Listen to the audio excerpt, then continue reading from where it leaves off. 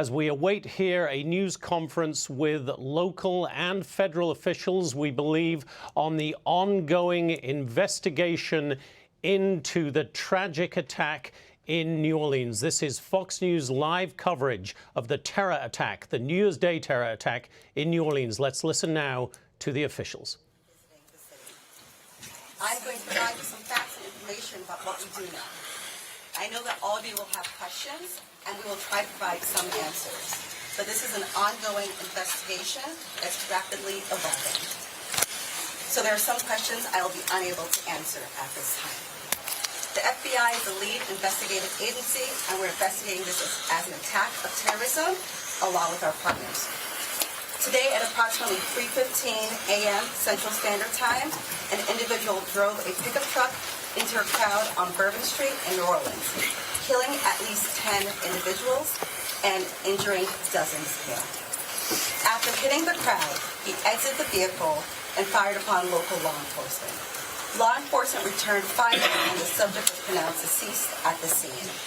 2 law enforcement officers were injured and transported to local hospitals. The subject has been identified as 42-year-old Shamsud Din Jabbar, a U.S.-born citizen from Texas. He was driving a Ford pickup truck, which appears to be rented, and we are working to confirm how the subject came in possession of this vehicle. An ISIS flag was located on the trailer hitch of the vehicle, and the FBI is working to determine the subject's potential associations and affiliations with terrorist organizations. Weapons and potential improvised explosive devices, IEDs, were located in the subject's vehicle. Other potential IEDs were also located in the French Quarter. As of now, 2 IEDs have been found and rendered safe. The FBI's Agent Bomb Technology, as our local law enforcement partners, have been working to determine if any of these devices are viable, and they will work to render those devices safe. The FBI, we are working with our partners to investigate this as an act of terrorism.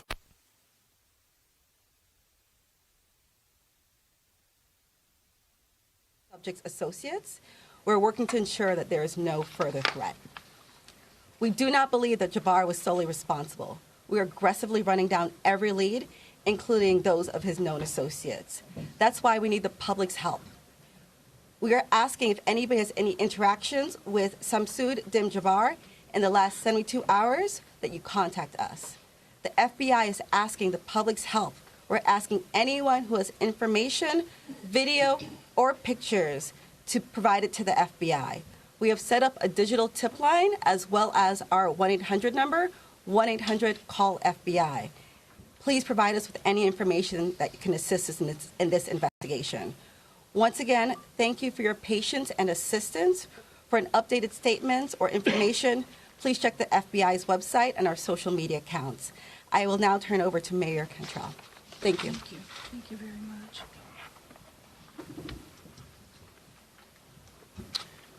Thank you, Agent Duncan, for your leadership and the full support of the FBI. First and foremost, I want to express my deepest condolences to the families and loved ones that were impacted by this tragedy on Bourbon Street and in the heart of the city of New Orleans. And I know that the entire New Orleans City Council grieves along right with me, no doubt about that, and our people and our families. My priority will continue to be to ensure that victims that remain on Bourbon Street now will be serviced and removed as soon as possible, but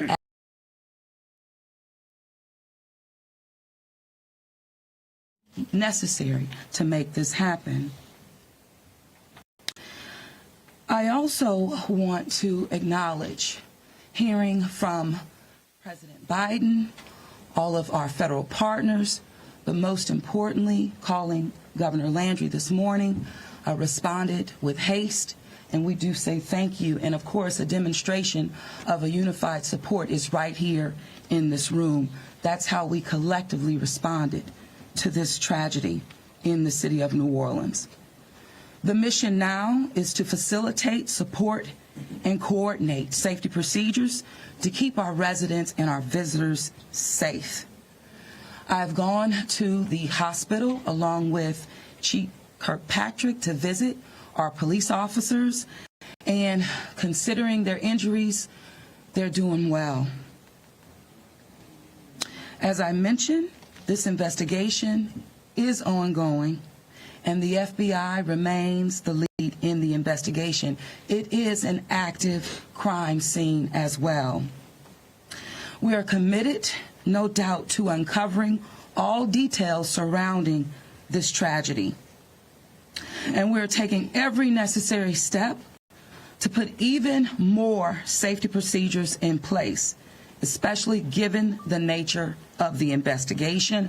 I'm going to ask people to do not go around our secured area if there is no essential need to do so. It matters, and again, it is an active crime scene. I also want you all to know that the Greater New Orleans Foundation has set up a fund to assist victims, and that information will be provided to you. Thank you, Ganoff. Again, I want this unified team. We're leaning in. We will be relentless, and we will do everything that it takes to render real justice. This team will. I want to also just thank our citizens for your heartfelt prayers. New Orleans is a world-class city, and I can say that I've heard from world leaders all this morning and up until now, in addition to my brother and sister mayors across this country. They're calling, they're responding, and they're standing with the city of New Orleans. And what they always say and want me to reiterate, they understand the resilience of this community. And we're strong in that regard, and I will say second to none. So with that, I'm going to turn it over to our governor, and as I mentioned, who has not wavered any in leaning in, providing the necessary support, and standing right with me, and I say thank you, Governor. And I know the First Lady is standing with us as well. Thank you, Madam Mayor. Thank you. Again, I want to thank the Mayor. Since about 3:45 this morning, when she called me, we have all been working just around the clock to both secure the city and to solve this act. You know, again, I want to reiterate that our prayers go out with all of those who have been affected by this tragedy. I want to thank our law enforcement officers. I want to thank our medical personnel. I want to thank our first responders. And most importantly, I want to thank the two New Orleans police officers who not only laid their life on the line, but were able to eliminate the threat this morning. Let me say, we have made public safety a state priority from day one. And I think that if you look around me today, right now, and you look at the people who are standing around, that is their commitment as well. We intend to be transparent in assessing any defects that may have existed in the system so that we can address them. It's the only way to ensure that any mistakes that were made are corrected. Specifically, we have been trying and working very diligently to address security concerns in preparation for the Super Bowl since October. And it's interesting because, ironically, in preparation for the Super Bowl, I had intended to issue an emergency declaration tomorrow so that we could bring all of our federal, state, and local agencies to bear in preparation for the Super Bowl and Mardi Gras. But because of the events today, I have amended that emergency declaration and issued it today. So again, that declaration will allow our federal, state, and local partners to bring all of the resources necessary to get this city safe. In light of that executive order, I have also ordered the mobilization of a military police company. I've asked General Freelou to mobilize a military police company to assist both New Orleans Police and LSP and the FBI. It is important for our citizens and guests of this state to know that we are doing everything we can to secure their safety in this city. We want to make it clear the Superdome and the surrounding area is safe. But I've always said that the safety of this entire city is something that is always paramount to me. With that, I would like to turn it over to Jeff with the Super Bowl. Jeff Duncan.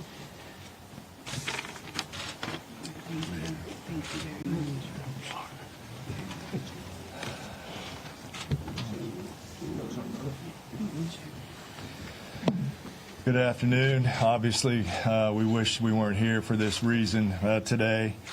The Sugar Bowl Committee has a 90-year history of being a good corporate citizen for the city of New Orleans, and that's why this tragedy hurts us as much as anybody right now. So our condolences, thoughts, and prayers go out to the victims and their families as we all work through this. Of course, anytime we have a major event in the city of New Orleans, public safety is paramount, and we have full faith and confidence in the governor and the mayor and all the assets, the federal, state, and local resources that they've applied to this event so that we can ultimately bring those responsible to justice and carry on with the major events that we have in front of us. Speaking of which, we were scheduled this evening to have a CFP quarterfinal played in the Superdome at 7:45. We have been in consultation with ESPN, with the College Football Playoff, with the Southeastern Conference, with the University of Georgia, with Notre Dame, all parties, and all agree that it's in the best interest of everybody and public safety that we postpone the game for 24 hours. Work is fast about to set up a safe and efficient and fun environment for tomorrow night. There'll be more details on that in the coming hours, but for now, that's the plan, that we're going to move forward and play the game. And again, we reiterate our thanks to everyone up here for the important work they're doing. We live in the fun and games world with what we do, but we certainly recognize the importance of this, and we're going to support it 100%. So thank you. I'd like to bring up Senator Kennedy.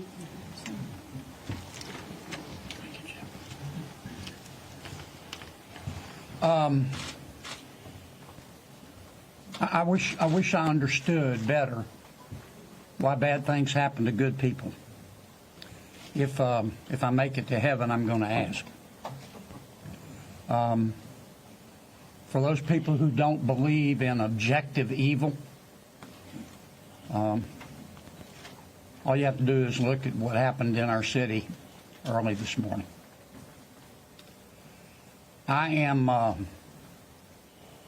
If this doesn't trigger the gag reflex of every American, every fair-minded American, I'll be very surprised. I'm here because these are my people. I'm here because these are my people's friends. I'm here because there are a lot of Louisianians that are scared tonight. I don't want them to be. There's a lot of information going around. Some of it is actually true. Some of it isn't. The federal government is now in charge of this investigation. By that, I mean the White House, the FBI, the Department of Homeland Security, and the Department of Justice. I have not talked to the FBI. Maybe they've talked to my staff. I don't know. I did talk to the Secretary of Homeland Security a little while ago. And I told him that with all the respect I could muster, that we expect to put the full force and resources of the federal government behind this investigation. Our state troopers, our local police departments, our sheriffs, we've got many sheriffs here today, have been terrific so far. The federal government is cooperating with them. I hope that will continue. Here's what I want to ask from the federal government. Catch these people. Catch these people. And then tell the American people the truth. Now, I don't want you to tell us yet anything's going to interfere with your investigation. And there are things that I've been told that I think are true that I'm not sharing with you today because it could interfere with their investigation. But after we get to the bottom of this, they need to tell the American people the truth, and the people in New Orleans the truth, and the people of America the truth. I think the mayor and the governor are very wise to postpone this ball game for 24 hours. There's just too much stuff we don't know, and it's just not worth it. But I guess my final point is, I will promise you this. I will, when it is appropriate and this investigation is complete, you will find out what happened and who was responsible. Or I will raise fresh hell. And I will chase those in the federal government who are responsible for telling us what happened, like they stole Christmas. Thank you, Senator. Thank you, Senator Kennedy. Congressman Carter, I think. Thank you, Governor. Thank you, Mayor. Thank you, Senator Kennedy. Thank you to all of our law enforcement agents for doing a yeoman's job, for stepping up at a time when we needed you most, for employing the resources of all of our partners. This is all hands on deck, from the White House all the way down. I've been in communication with the White House since early this morning. Secretary Mayorkas, leaders in all of our federal, local, and state agencies. The President has made it very clear that he intends to bring every resource to bear to not only tell the truth, but to provide the resources to bring these cowards to justice. I want to personally thank the men and women in uniform who put their lives on the line to protect our citizens and our visitors. To our mayor and our governor for acting expeditiously and bringing us all together. To our sheriffs from the surrounding areas who have been Johnny on the spot, recognizing that if it happens in New Orleans, it can happen anywhere. We don't have the luxury of being myopic. In this community, we work together. We don't point fingers. We don't blame. We go after the bad guys. Let it be clear that the full faith and credit of the United States and every agency therein is on the ground, working. And for those who may have played a role in this horrific act of cowardice, we will find you. We will bring you to justice. New Orleans is a place that heralds its ability to protect its citizens, that heralds its ability to manage major events, Super Bowl, Sugar Bowls, Mardi Gras, Jazz Fest, Essence Festival. You name it, no one does it better than law enforcement in New Orleans and in the surrounding area. Kudos to those two officers who've been wounded. Our hearts go out to those who lost loved ones. Our hearts go out to those who are wounded and on the mend in the hospital. Citizens, now is the time to stay calm, to be vigilant. This is not a time to come out to sightsee. Listen to your federal, local, state officials. Be vigilant. If you saw something, say something. If you know something, tell someone. There are tip lines, there's information available. Please, all hands on deck. Rest assured that the decision that was made to postpone the game was not done lightly. It was done with one single thing in mind: public safety. Making sure that the citizens and visitors of this great city, not only for this event, but for every event you come to in Louisiana, that you will be safe. And we will use every resource possible, as the governor has said, as the mayor has said, and every law enforcement agent here has said. Our energy, our commitment will be to make sure that you are safe now and for every event in the future. God bless you, and let's stay strong. Thank you, Congressman. Attorney General.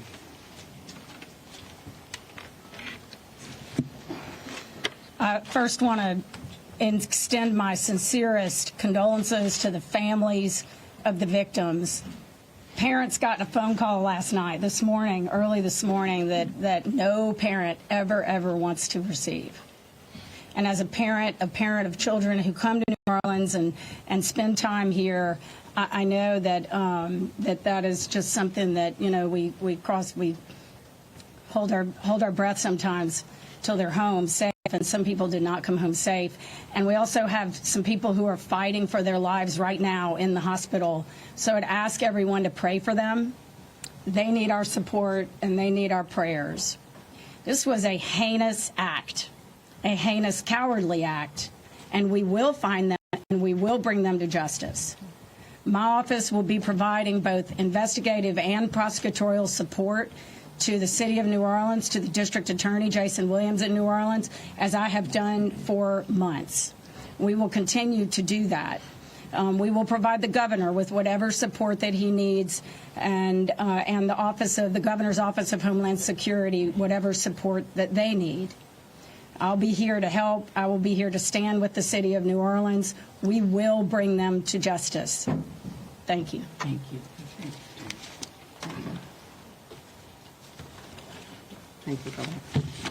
Thank you, Governor and Mayor. For those who do not know me, my name is Ann Kirkpatrick. I'm the Chief of Police of New Orleans. My official title is Superintendent, but my role is as Chief of Police. You know, you've heard some of the details today, and over the last 24 hours, we had approximately 400 officers in the French Quarter. And as we know, this is not just an act of terrorism. This is evil. And when we face evil, we have a choice. We can run in fear, or we can indeed stand in strength. In a time of crisis, people are looking for leadership. You are looking at the leadership. And I promise you, as the Chief of Police of this city has been tried by fire before. But fire purifies. Fire makes things stronger. We have a plan. We know what to do. We are going to get these people. There is a path forward. Very pleased that we will be back to having a wonderful game tomorrow night. New Orleans police have proven their ability to make the city safer.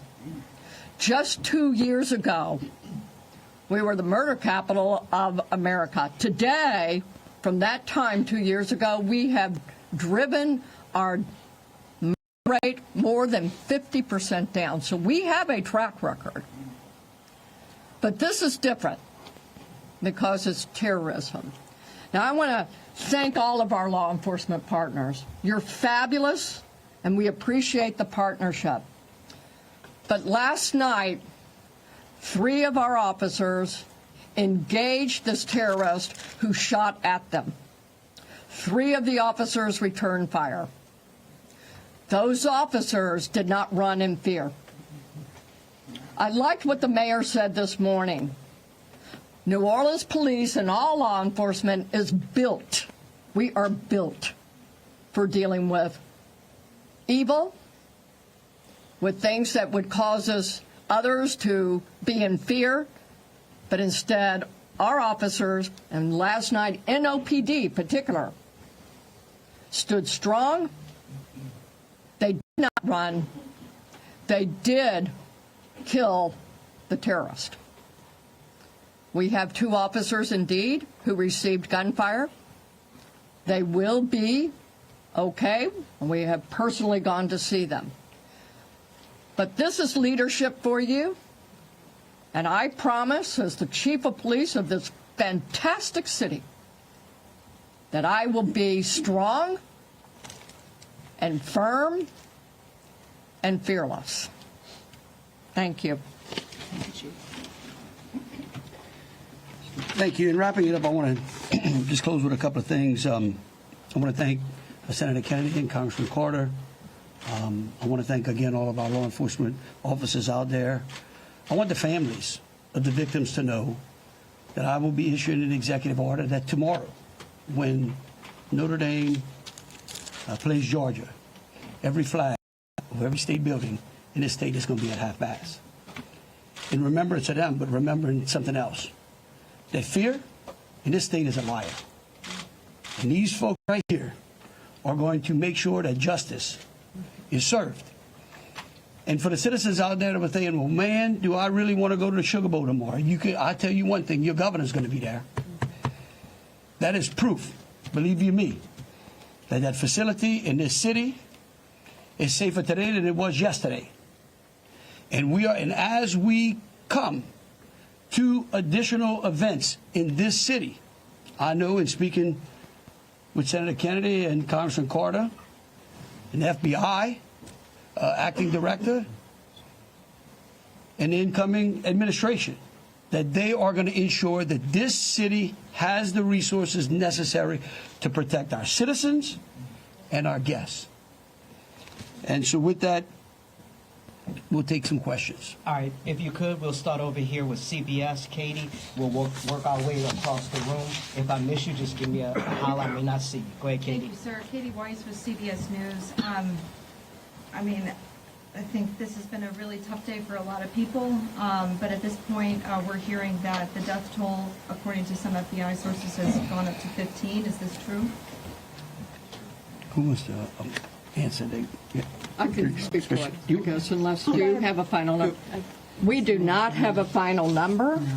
We know that we have confirmed 10, but we did have people who had been transported who were in critical condition. And so I do not know that, but I can confirm 10. And one quick follow-up question, if I may. We know that there have been some local records in Texas about a misdemeanor background on this suspect. Any signs or warnings ahead of time about this person or their plans for what happened this morning? Because that is the investigation part, I will give the FBI.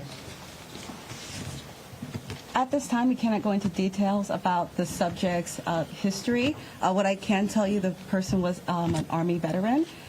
We believe he was honorary discharged, but we're working through this process, figuring out all this information. The goal with the FBI is providing you with the most accurate and complete information. So once that information is confirmed, we'll make sure we push that out. Thank you. Ariel. At this time, do you know exactly, as far as the victims, how many are from here in Louisiana versus out of state, and their ages maybe? At this time, I can't go into details about all the victims. We want to make sure that first that the family is notified appropriately before we put any information out there. So once the families are all notified, then we'll go ahead and release a statement to everyone. And I would ask the press, in relation to the victims and those that are in hospitals, you could just refrain from worrying about them so their loved ones can take care of them, and the medical personnel that are trying to get them out of the hospital can do so. And as information becomes available, we want to respect the privacy of those who are still either fighting for their lives or being cared for. Thank you. A follow-up, if I may. Go ahead. You guys mentioned accomplices. You don't think that the suspect acted alone. About how many more suspects are you guys looking into at this point? It's a range of suspects, and right now with the FBI, we do not want to rule anything out, so that's why we're asking if anyone has had any interaction with the deceased subject Jabbar in the last 72 hours, provide us with this information. You can provide us that information through 1-800-CALL-FBI or our digital tips line, which is available on our social media website, as well as the big FBI website. Can I say something like that? Tell me who you're with. WDSU. WDSU. Okay, and CBS. The NBC's over here on the right. Oh, that's an unusual position. I don't get it. You wouldn't. Look, the FBI is not going to be able to answer those questions, okay? They will eventually, I promise you, okay? Once the FBI has a chance to investigate all this, along working with state police, working with Homeland Security, working with the city of New Orleans, they're going to tell you what happened. I can promise you that, or I'm going to raise fresh hell. But right now, they're in the process of trying to catch the other bad guys. and I want to give them the benefit of the doubt for a while. 26. Yeah, I had a question about the victims. I know that there was obviously gunfire exchange, so I guess how many victims were shot, and then how many were injured? Look, again, let me reiterate both Special Agent Duncan and Senator Kennedy. There's a lot of, I get that y'all want to know minute details. What we don't want to do is impede this investigation or spend any time talking about things that don't get us closer to hunting these folks down and securing the city. And so at a particular point in time, we will release as much information as we can. But at this time, in relation to the investigation, I would ask y'all to refrain from those. So, ladies and gentlemen, if we're going to just have more of the same, as the governor just said, we're going to provide that information, but we're going to wrap the press conference now. Hold on a second. Hold on. Let me finish. You weren't listening. If all of the questions are more of the same, what the governor just said in position, we won't be doing that to provide that information. And if you have a quick, different question, then let's do that quickly and move on. Okay? My question. Hold on. That's an orderly fashion. You say there are multiple suspects. Hold on, sir. Hold on. Then who was next? We had over here. Hi, Rachel Wolf from the Wall Street Journal. You said you are confident there are multiple suspects involved. What makes you confident in that? Well, like, why would we tell you that? Again, that's, I mean, look, again, we want to answer pertinent questions. But anything that would lead to impeding or endangering this investigation is not going to be said, okay? And we will, as information unfolds, this is a very fluid process. And remember something, too. We're doing two things. We're hunting some bad people down, and we're securing the city, too. We're getting ready for a Sugar Bowl tomorrow. So if y'all would, again, if you have questions regarding Sugar Bowl, the safety of the city, or something to that effect, we're happy to answer. They're over here. Okay, go ahead. Go ahead, Alyssa. Okay, 1 second. Usually in parts of the French Quarter, specifically in parts of Bourbon Street, there are bollards. We're hearing that some of those may have been down because of repairs. Can you speak to that? And maybe was there any backup option of putting a truck there or an NOPD car there? Well, let me tell you, yeah, one, I'm going to let the mayor answer. I want you to know that's one of the first things I thought of this morning when the mayor called me, okay? And I will tell you that whatever the problem was is going to be solved. Thank you, Governor. Thank you, Governor, and thank you for the question. I do understand that it's been on your radar since this morning. As it relates to the bollards on Bourbon Street, over 10 years ago, over 10 years ago, the city of New Orleans implemented an infrastructure project placing bollards on Bourbon. Thereafter, the malfunctions of those bollards ensued from Mardi Gras beads on down. But the New Orleans Police Department, of course, deemed them inefficient because they did not operate the way that they were intended to do. Because the city of New Orleans is hosting Super Bowl this year, it gave the city of New Orleans an opportunity to go further and deeper with infrastructure improvements, as we've been talking about. So as a result of that, we were able to build in bollard replacement into our Super Bowl infrastructure package. And because of that, the city of New Orleans has moved forward with that infrastructure that is nearing completion. Bollards were not up because they are near completion, with the expectation of being completed, of course, by Super Bowl, way before Super Bowl. But that is the reason.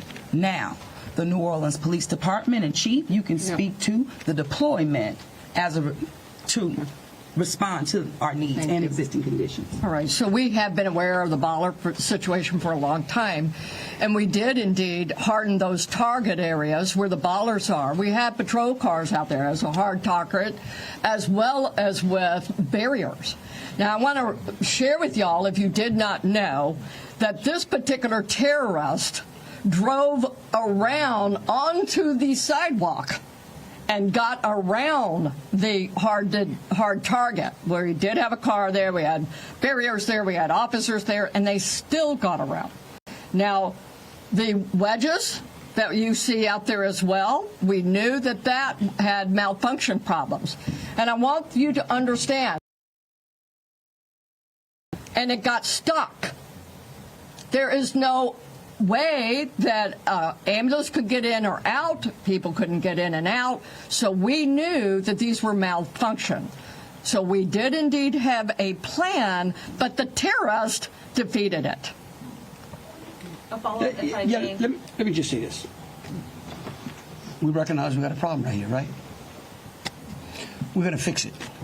It is going to be a top priority as we go into the Super Bowl in Mardi Gras. And the solution that we're going to come up with is going to be a permanent one. It's going to be placed into the standard operating procedure of having major events and securing that quarter. A follow-up, if I may. Obviously, Sugar Bowl postponed till tomorrow, but I'm sure after that game, a lot of people are going to want to celebrate. Are there plans to keep Bourbon Street closed? What does that look like? So right now, Bourbon Street is an active crime scene, and the FBI is in charge of it. When they clear it, and it does not become an active crime scene anymore, we're going to open it up. Potentially.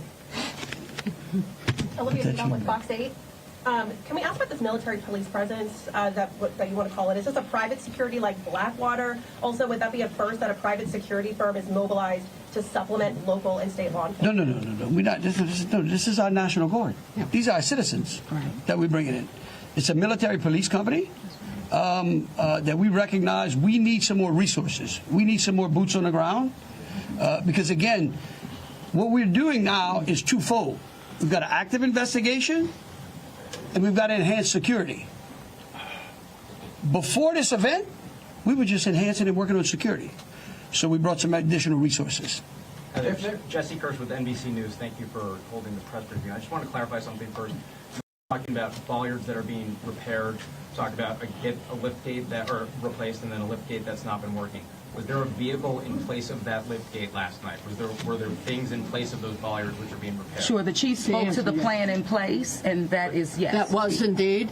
So anything that is currently in the midst of being repaired had backup replacement? It had vehicles and officers were there where all of those ballasts have been. We had that. We knew. So we did have it. And like I said, in this particular case, terrorists just went all the way around up onto the sidewalk. And for the lift gate, what about for the lift gate? Was there a vehicle like backing in and out to block that lift gate area, or was that just down and open? That's what we've heard from witnesses. Captain, the reason I'm calling the captain, he's the captain over that district, and that is a question I'm going to let him address for you. Good evening, everybody. I'm Captain LeJean Roberts of the 8th District. Yes, we did have strategically placed right in front of the wedge, preventing access onto the roadway. And in terms of the framework of security that was already in place on Bourbon Street, I know this is an ongoing project of improvement, but with how that was all aligned, was someone getting up on a sidewalk considered impossible or nearly impossible, or was this not something you expected you would have to account for? Yes, of course, it wasn't something we expected to account for. The bollards they're actually wedges. They're strategically placed 5 locations throughout the French Quarter on the roadway. This particular terrorist drove onto the sidewalk behind the police car to gain access to the 100 block of Bourbon Street. So if you're worried about someone ever driving down Bourbon Street, why weren't you worried about someone driving up the sidewalk in the same way, or at least bracing for it in the same way for all these years? All right, look. We could go on what ifs forever. This is evil. And that guy could have easily gone down the sidewalk of Canal Street, where there were a ton of pedestrians on there as well. And there are And they are. bollards That's right. on some They're right. sidewalks, so that's I'm Right. just asking. Hold on a second. We're gonna move on. Chelsea, go ahead. Just want you to know, however, we recognize, I said earlier, that where there are defects in this system, we are going to be transparent, and we are going to address them with the city and make sure that we fill those gaps as best we can. Yeah. Yeah, Chelsea Grace with Axios. I have a question just about sort of ongoing public safety today. Special Agent mentioned 2 possible IEDs. Were those in the same location? Should residents in the French Quarter or elsewhere be concerned about potential other situations? The 2 IEDs, they were in different locations, and what we've done in conjunction with our local and state partners, we've gone through and done a sweep to identify anything that we thought was suspicious, and we have not. However, as I said before, if the public sees something, please reach out to us. That way we can go through and verify that we did not miss anything. But we conducted initial sweeps, I think, starting shortly after our initial Yes, I'm going to thank you, Agent. I do want to share that we have a plan, and we have been implementing that plan. One of those plans is that we have swept all of these areas. The word swept means we have put officers out there as a grid, walking down the streets, every street in the French Quarter, looking for suspicious packages, bags, ice chests, you name it. And they have been walking it as a grid. We've been doing the same thing on Poydras and all the accesses into the Superdome. Part of the safety plan is we have bomb dogs out there sweeping the Superdome and all the exterior area, and we're locking that down. That will be locked down through the game tomorrow. So that's a part of that safety plan, and we've already been implementing it. Okay, thank you all for coming out. Question back here for the governor on the MPs. How many MPs will be deployed to New Orleans? Right now, there's I think it's a General Freelo 100. 100. 100, and, yeah. All right. Thank you all so